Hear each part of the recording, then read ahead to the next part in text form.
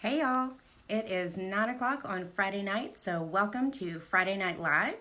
And I'm your host, Crystal Fry, and tonight we are talking all about self-love, what it is and what it's not. So, to start off, I want to read you the definition of self-love.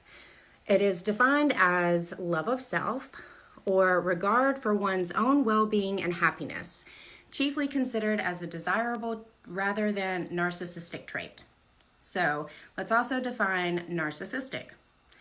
Having an excessive or erotic interest in oneself and one's physical appearance. So just listening to the definitions, these are two very, very different things. The energy around self-love is positive, it's fulfilling, it's enabling you to give and receive gratitude. The energy around narcissism is negative. It's full of lack.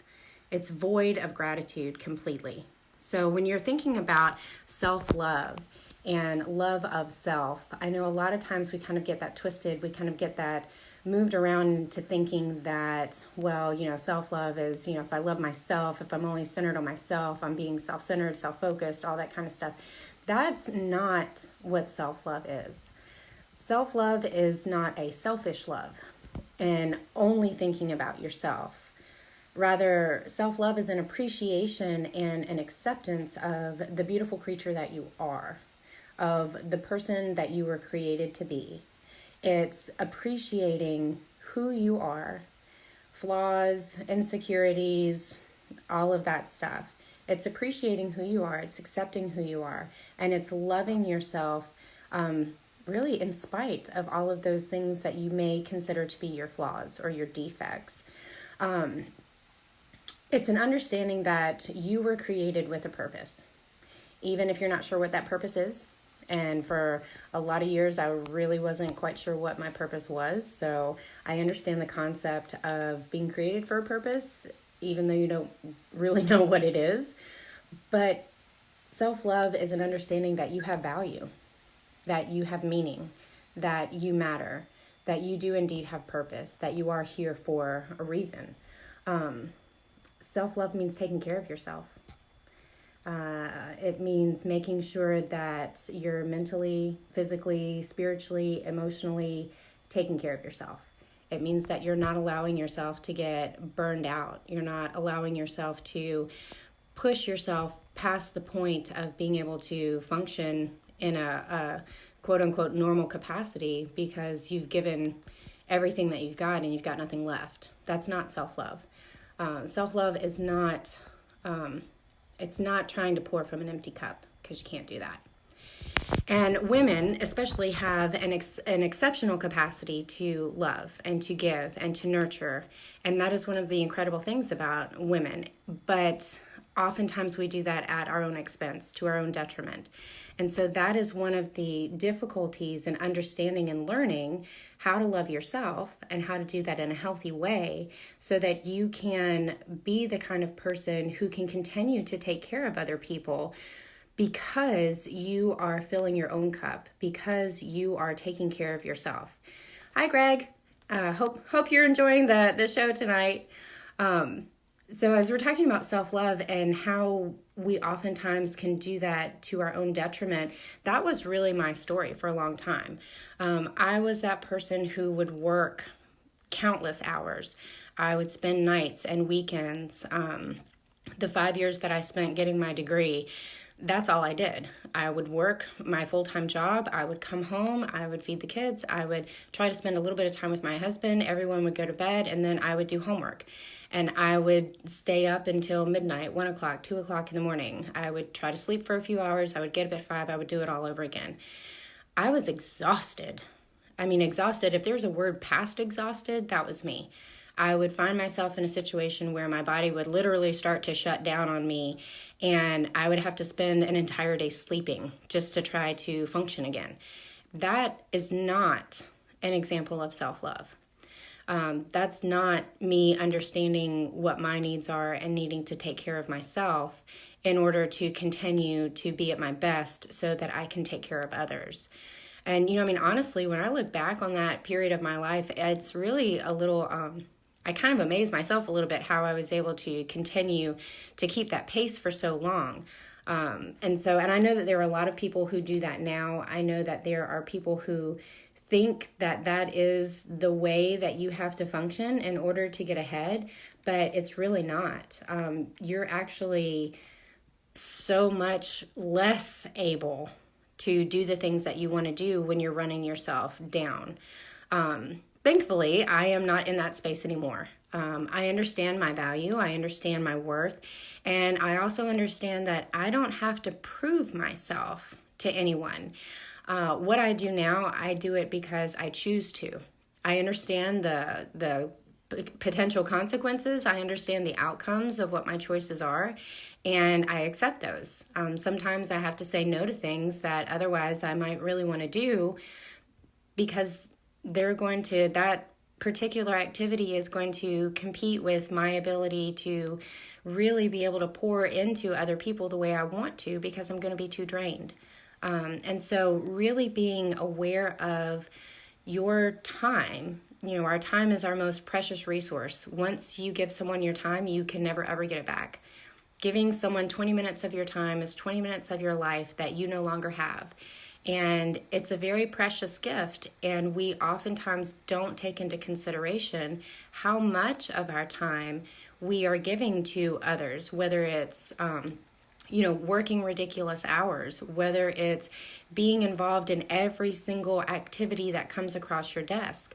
I have kids, and kids are a great example of time suckers. When kids get involved in 27 different activities, there's no possible way that you can do all of those things and still be able to, again, speaking from experience as a female, cook dinner, spend quality time with your partner, be able to, be at church and show up the way that you want to, be able to have something for yourself, be able to be a good mom, a good wife, a good sister, a good daughter, a good, all of those things. You just really can't if you are involved in everything under the sun and you're not taking the time that you need to be taking for yourself. So again, just to kind of recap, when we're talking about self-love, we're not talking about selfish love. We're not talking about, narcissism. We're not talking about being so focused and self-centered that there is no time for anyone else. We're talking about taking care of yourself, taking care of your body, making sure you're, sleeping, which was one thing that I was not doing at all. And sleep is important. Makes your brain work better. But sleeping, making sure that you're, eating decently, making sure that you're moving your body around, making sure that you're taking time to rest. Rest is important. I highly recommend at least once a week carving out some time just for you so that you can relax, you can refresh yourself, and you can be recharged so that you can take on the things that you want to take on. And so that you can do them in a way that makes you comfortable, in a way that makes you proud to be doing them. That's another thing. Me personally, I was very focused on what my outcomes were, what my output was. And if I was not performing well, then that kind of led me down the road of some really negative self-talk, which is, again, not a very good example of self-love. When you tell yourself that you're not good enough, when you tell yourself that, oh gosh, I'll never get it right, or even things like, when you make a mistake, well, there goes Queen Stupid again. That is so incredibly just damaging to your value and to your self-worth and to how you see yourself. That lowers your self-esteem. It lowers it turns into a lack of self-love. Instead of understanding that you're human, we're all human, we all make mistakes, none of us are perfect, nobody gets it right all the time. Being able to give yourself that grace to understand, all right, so this didn't work out the way I wanted it to. How can I do it better next time? What do I need to pay attention to? What do I need to consider that I didn't consider this time? All of those things feed into healthy self-image, positive, not only positive feelings about yourself, but that in turn impacts your outlook on other people. When you love yourself, you're able to love others at a greater capacity. When you think about self-love, let's talk about whether or not you are loving yourself the way that you should. So you think that you love yourself because you're giving to others, and you do nice things for other people, but you never take time to recharge and fill your cup back up. You think that you love yourself because other people say nice things about you. You get compliments from people. People generally, quote unquote, like you. Those kind of things. But then you turn around and you're constantly filling your head with negative self-talk. You think you love yourself, but then you constantly put yourself down. You think you love yourself because, maybe you do pretty much okay during the week, but then you binge drink and smoke all weekend long. That's not really what self-love is about. And if that's kind of your idea of how you relax and recharge, to each his own, but I might make a suggestion to kind of rethink that. Because, again, self-love is taking care of yourself physically, mentally, emotionally, and spiritually. And if you're binge drinking and smoking every weekend, your body's not going to like you very much, just so you know. So self-love it's a liberating, beautiful thing, but it takes work. You're not born with just this innate ability to, love yourself and that is it. Actually, let me rephrase that. You kind of are. You're born completely full of yourself and you have nothing to tell you anything different until you get a little bit older and you start to understand the things that people say. You start to understand, the reactions of people. You start to look at certain situations and view them negatively, which impacts your view of yourself. And that's where a lot of folks kind of take that left and get into not loving themselves the way that they should, not loving themselves the way that they could. And so that's one of the things that I would encourage you to really take a deep look at within yourself. What are you saying to yourself? What's going on inside your head, between your ears? What's happening every day? I think I said it last week. When you wake up in the mirror, do you look at yourself and go, "Ooh," or do you wake up and look at yourself in the mirror and go, "Hi, gorgeous. Like, it's a brand new day. What are we going to do today? What are we going to go conquer today? What are we going to accomplish today?" What you tell yourself has an incredible impact on how you feel about yourself. It also impacts how you feel about others. It impacts how you treat others. Just from personal experience, I can tell you there's a huge difference in the way I look at other people. Now that I understand and have really done a lot of work to improve my own value, how I view myself, and improve my level of self-love, it's really improved the way I treat other people. It's improved the way that I view other people. I'm not constantly looking for their angle or, they've said I'm doing a good job about this, but, what do they really want? What do they really mean? I've learned how to accept a sincere compliment. It's also allowed me to kind of be more discerning about what's a sincere compliment and what's not. Having good, clear value of myself allows me to be able to view other people through a lens that I couldn't view them through before. It's allowed me to understand that my value does not come from the opinions of others. My value does not come from what someone else says I'm worth or what someone else thinks I deserve. My value does not come from that. My value comes from inside me. And no one else can take that from me. In the same respect, no one else can do that for you either. No one else can bring you to a point where you love yourself. No one else can bring you to a point where your self-love is at a level that you're not concerned what other people think about you. I put a post up, I don't know, maybe a week or so ago that said, I don't care what other people think about me. You know, I've got magical shit to do. So, and by magical, I do mean creating the life that I deserve, creating the life that I desire, not just for me, but for my family, to be able to do things that we wouldn't be able to do otherwise, to be able to help others in ways that I wouldn't be able to do otherwise if I continued to shrink back and play small and let what other people thought of me or what I thought they were thinking about me, control the decisions that I was making. And that all stemmed from a really, I've told you guys before, I will ugly cry over myself in a heartbeat. It's not, I did not grow up with a high value of myself. And I struggled with that all through, high school and even after that.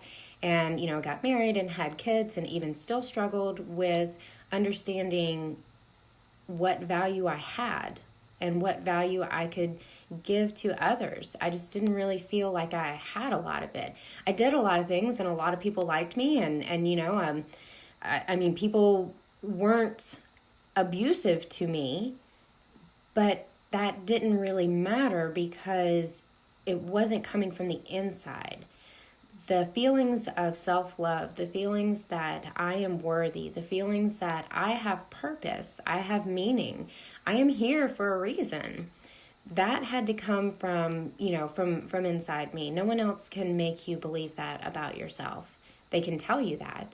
And a lot of people do, and a lot of people will, and a lot of people will encourage you, and a lot of people will say the things that you really are longing to hear. But if you don't believe those things about yourself, then it doesn't matter what someone else tells you. You've got to believe that. And I finally reached a point in my life where I could reconcile some things that were really preventing me from being able to love me for who I am. Not for who someone else wanted me to be, not for who I thought, my parents wanted me to be, or who I thought my husband wanted me to be, or who I thought my kids wanted me to be, but for who I am. And that truly has been one of the most liberating conversations that I've ever had with myself. It was ugly. It did take a lot of work to get there, but I wouldn't trade it for anything now. The experiences of my life have brought me to a place where I feel comfortable sharing them with you because someone else may need to hear it. Lord knows I needed to hear it. And I'm just thankful that I'm in a place now where I can share that with others. So I want to make sure that if you take nothing else away from this show tonight, if you take nothing else away from this video and the replay, make sure that you're paying attention to what you're telling yourself. Make sure that if you need to do the work on yourself to get to a place where you love you so that you can love others, do it. If that means that you need to get professional help, go get it. Seriously, go get it. There are tons of people out there who get paid to do that, to help people every day. Go look them up. Find a friend. Get involved with your church family. Go find a church if you don't have one. Just get in touch with the person that you were created to be. Get in touch with the person that was born into this world for a purpose, for a reason, and understand that you do matter. If you didn't matter, you wouldn't be here. God doesn't make mistakes. So you're here for a reason. You have a purpose to be here. Understand that purpose it's going to struggle to come out of you until you accept and love yourself for who you are. Don't be ashamed of who you are. Don't be afraid of loving yourself. That was another area of my life where I spent a lot of time kind of being told to be quiet and sit down. And I did that because I thought that's what good girls do. They sit down and they be quiet and they don't talk and they don't question much. And that is so far from who I am right now. It's not even funny, which is very, very good for me. That's very, very good for me because that's not who I was created to be. I wasn't created to be a small little person who just kind of sits on the back row and never says boo. I was created to be a much brighter light than that. And so I am going to wrap everything up and kind of sign off here for tonight. But I do want to thank everyone for jumping on and watching. I do want to thank everyone who watches in the replay. Feel free to leave comments. Feel free to let me know what you think. Again, if you have any issues, concerns, or you need resources to help in this area, contact me. I'll be happy to share some resources with you. And since we just launched it this week, let me go ahead and put a plug in for my website. If you haven't had a chance to go out and visit it yet, it is www.crystalfry.com, and I will put that in the comments so that you can click on the link and go visit it. And again, feel free to reach out anytime. I am fully supportive of your development of your own journey, your own self-love journey, and happy to help in any way I can to help you get there. So take care, and until next Friday night, this is Friday Night Live. Have a great week.